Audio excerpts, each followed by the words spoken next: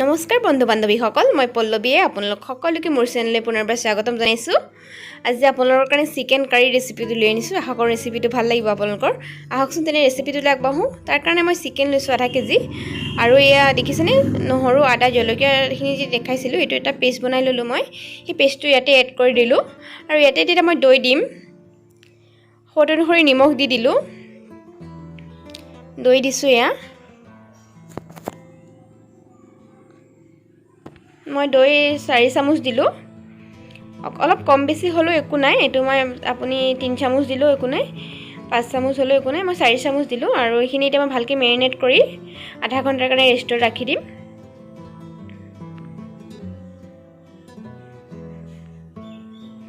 এয়া মোৰ মেৰিনেট কৰা হৈছে, আধা ঘণ্টা মই এইখিনি ৰেষ্টত ৰাখি দিম এতিয়া।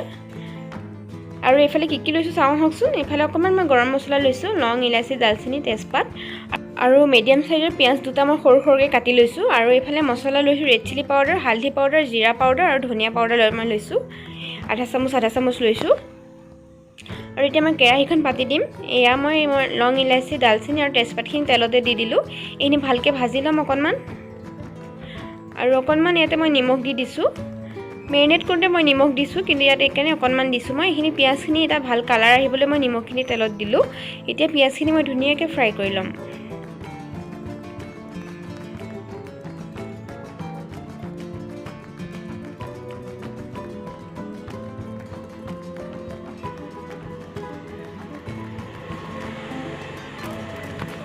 এয়া মোৰ পিঁয়াজখিনি ফ্ৰাই কৰা হৈ গৈছে, আৰু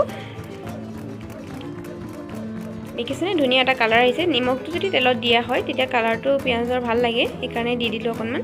আৰু এতিয়া ইয়াতে মই মেৰিনেট কৰা মাংসখিনি দি দিলোঁ।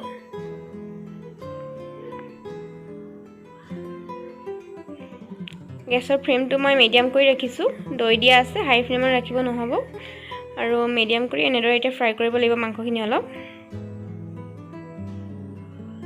মই কভাৰ লগাই দিছোঁ 5 মিনিটৰ কাৰণে। এয়া 5 মিনিটৰ পাছত মই খুলিছোঁ কভাৰখন।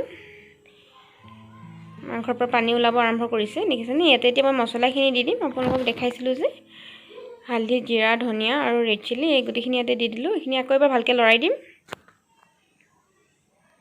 ফ্ৰেণ্ডছ, আপোনাৰ ভিডিঅ'টো চাই কেনেকুৱা লাগিছে বাৰু? যদি ভিডিঅ'টো চাই ভাল লাগিছে, মোৰ চেনেলত যদি আপুনি নতুন হয় প্লিজ চেনেলটো ছাবস্ক্ৰাইব কৰিব, আৰু কাষতে থকা বেল আইকনটো টিপি দিব, আৰু ভিডিঅ'টো লাইক কৰিব, শ্বেয়াৰ কৰিব, কমেণ্ট কৰি জনাব আপোনাৰ ৰেচিপিটো কেনেকুৱা লাগিলে। এইখিনি এতিয়া মই আকৌ কভাৰ লগাই থৈ দিম। কভাৰখন লগাই পেলাই আকৌ মিডিয়াম ফ্লেমত মই 5 মিনিটৰ কাৰণে থৈ দিম।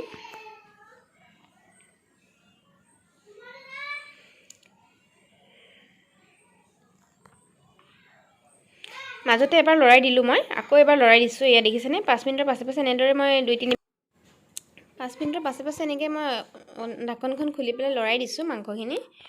আকৌ অকণমান ঢাকনখন লগাই ৰাখিছোঁ।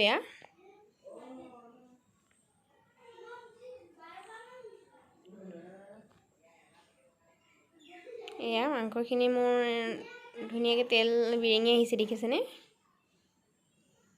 এতিয়া ইয়াতে মই পানী এড কৰিম।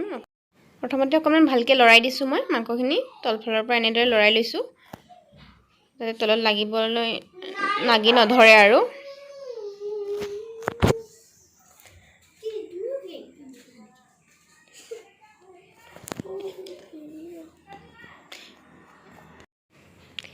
এয়া মই অকণমান মিক্সি জাৰটো ধুই পেলাই অকণমান পানী দি দিছোঁ, আৰু এতিয়া মই ইয়াতে 1 কাপ পানী দি দিছোঁ।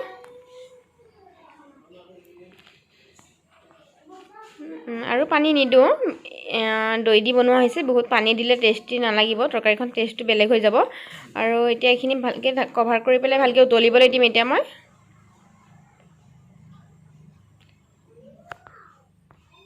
এয়া মোৰ মাংস ধুনীয়াকৈ উতলি আহিছে, দেখিছেনে। 5 মিনিটমান উতলিব দিলোঁ মই, আৰু এয়া মোৰ মাংস ৰেডি হৈ গৈছে। আৰু অকণমান লৰাই দিছোঁ।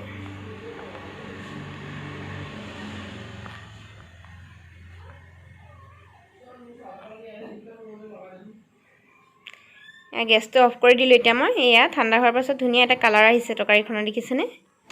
আজি ভিডিঅ'টো ইমানতে সামৰণি মাৰিছোঁ। ভিডিঅ'টো শেষলৈকে চোৱাৰ কাৰণে বহুত বহুত ধন্যবাদ। পুনৰ এটা ভিডিঅ'ৰ সৈতে লগ পোৱাৰ আশাৰে আজিলৈ আহিছোঁ।